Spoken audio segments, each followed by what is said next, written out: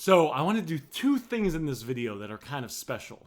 The first thing I want to do is I want to give you a list of 17 different drop shipping products, hot selling products that you can list in your store right now. These are products that meet all the criteria of a perfect drop shipping product. These are all products I've handpicked and I put them into a list, and I'm going to give them to you here in a sec. What I want to do before that is I want to go over the 5 pillars that make up the perfect drop shipping product. I want to explain what these are, and I want you to understand why every single product you drop ship should meet each of these 5 criteria so you can increase your sales and also avoid headaches down the road. So what I want to do is go over these 5 pillars with you, and then I want to give you the list of 17 hot, verified, specific, different drop shipping products you can list in your store. What I'm trying to do here is teach you how to fish, but also give you some fish at the same time. So it's a win-win scenario, because my goal is to provide as much value as I can to those that are on my YouTube channel.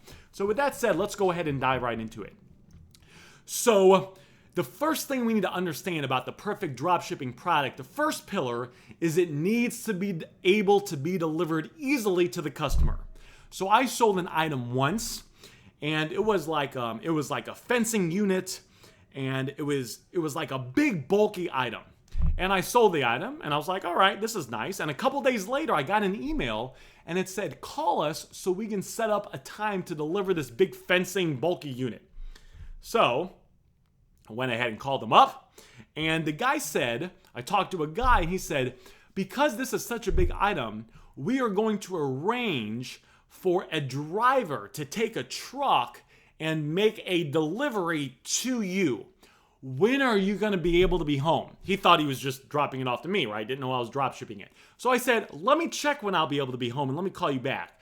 I had to find the customer that bought the item. I had to get in touch with them and communicate with them till the customer told me that they were going to be home like that Monday from 8 to like 5 or whatever. So then I called the delivery company up and I said, hey, I'll be home between Monday and 8 and 5. Can you deliver it then? Yep, I get set up delivery then. Let me ask you a couple things. First of all, this is a fairly big truck. You don't live on like a gravel road, do you? Or a small road where the truck's not going to be able to get to you, do you? And then because the item is so big, he was kind of making it seem like, is there going to be enough room in your yard to drop off the item? He was kind of making it seem like it might be good if cars are not in the driveway when he goes to drop off the item. So it was like, there was all these headaches with the item being delivered.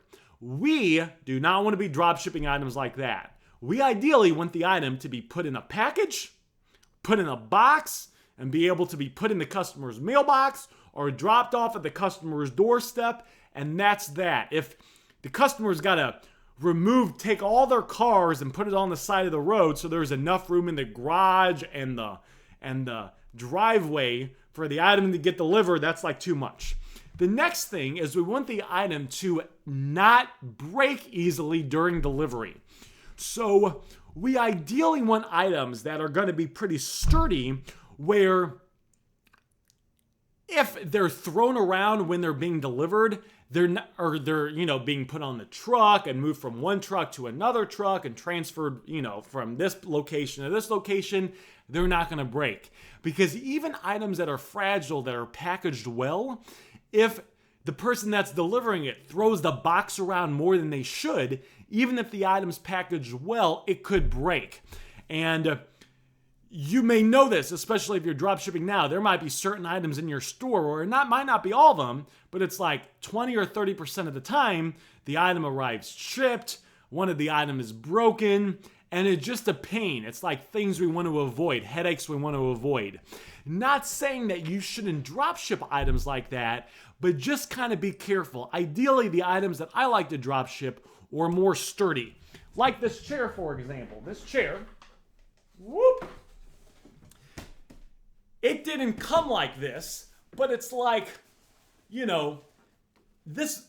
this wood, even though it was packaged well, it's like if it gets banged around a little bit, this wood's not gonna break. This little thing right here, whatever it is, it's like you can throw this around a little bit and this is like, it's not gonna break. I don't really have to worry about this thing breaking in two. The next thing is we want the delivery time to be between 3 and 7 business days.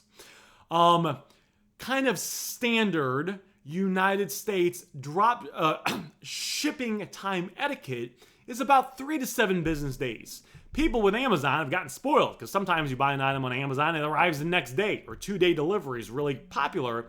But the average person knows that if you're not buying it with Amazon Prime, delivery time might be 3 days, 5 days, a week, something like that. I recently bought that thing from First Phantom, and I bought it and it got delivered within like 5 days or something like that.